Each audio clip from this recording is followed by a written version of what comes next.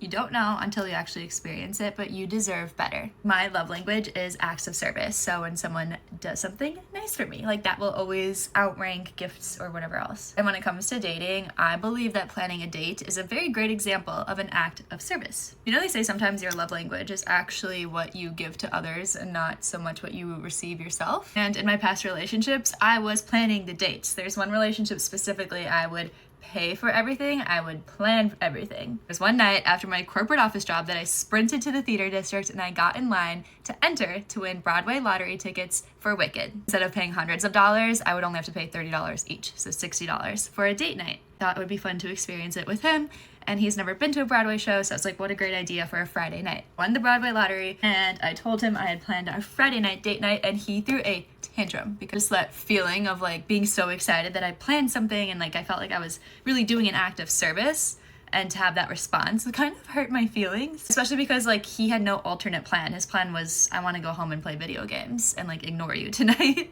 She did every single night. I'm telling you, like we did not ever go out because we couldn't afford to go out. I just want to take a moment of gratitude because I'm dating someone who literally plans everything. Like everything is planning all of our dates, plans all of our travels, books all the reservations for everything ever. Constantly thinking a month in advance, like what reservations do we need? Personal favorite thing is he just sends me Google Calendar invites with all of our reservations. Even the casual nights, like I'm going to his apartment and we're just gonna have a sleepover, but he's like, hey, I'm gonna pick up dinner at this place and have it ready by the time you get over. I feel like I can turn my brain off, and for the first time ever, I feel like I'm being loved in the way that makes me feel seen. It's just the power of love language. But I wish I could go and shake that 23-year-old version of myself and be like, this is not okay. Like you deserve someone who wants to go out with you and wants to plan.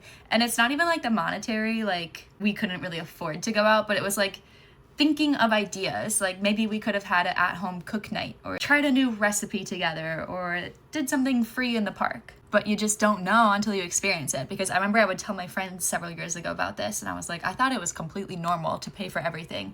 And they would be like, no, like we kind of split things, or like he pays for most things. And I would be like, really? Yeah, that's just what's on my mind right now. And just I hope someone out there sees this and realizes that maybe they do deserve better. Because it actually does exist for you.